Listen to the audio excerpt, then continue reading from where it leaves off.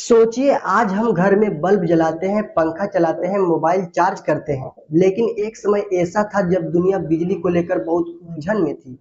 और इसी समय एक ऐसा आदमी आया जिसने बिजली को देखने का दुनिया का तरीका ही बदल दिया। उसका नाम था निकोलस टेस्ला। टेस्ला का जन्म 1856 में हुआ था। बचपन से ही उनका दिमाग बाकी बच्चों से थोड़ा अलग था।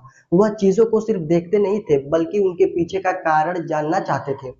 उन्हें मशीनों और बिजली में बहुत दिलचस्पी थी, लेकिन उनकी जिंदगी आसान नहीं थी। उन्होंने पढ़ाई की, मेहनत की और बिजली के क्षेत्र में काम करना शुरू किया। धीरे धीरे उन्हें एक बड़ा विचार आया, अगर बिजली को एक जगह से दूसरे जगह आसानी से भेजा जा सके तो पूरी दुनिया बदल सकती है।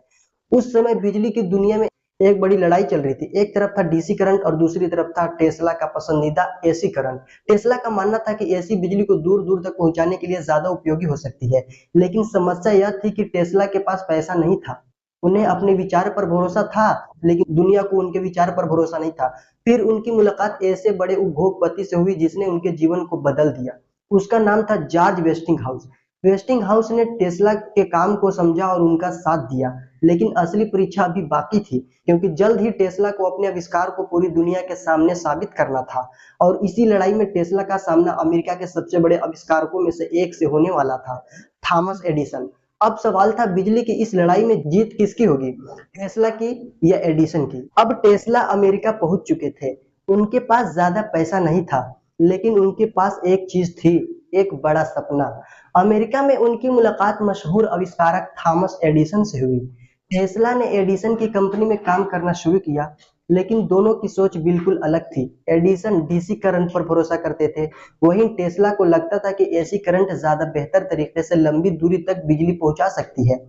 टेस्ला ने एसी सिस्टम पर काम करना शुरू किया, लेकिन कुछ समय बाद उन्होंने एडिसन की कंपनी छोड़ दी। अब टेस्ला अकेले थे, पैसा कम था, साधन कम थे, लेकिन उनका भरोसा बहुत बड़ा था।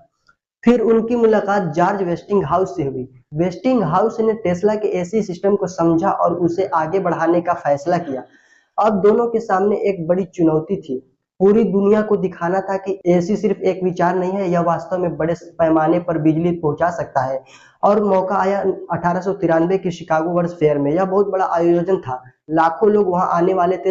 वेस्टिंग हाउस और टेस्ला ने वहां एसी बिजली की व्यवस्था संभाली। जब रात में हजारों बल्ब एक साथ जलने लगे तो लोगों ने पहली बार बड़े स्तर पर एसी बिजली की ताकत देखी।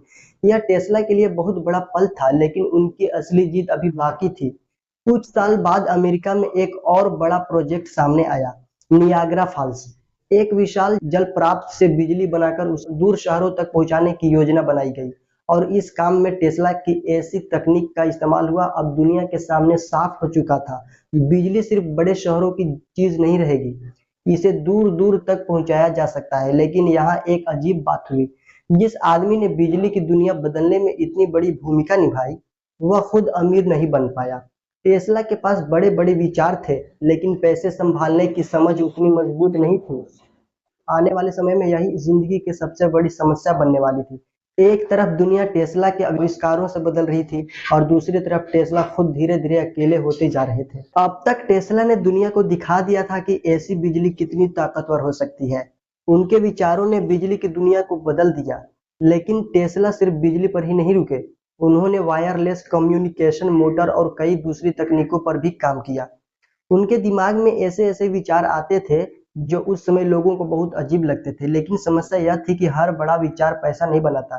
टेस्ला कई प्रोजेक्ट में पैसा लगाते रहे, कुछ सफल हुए, कुछ असफल।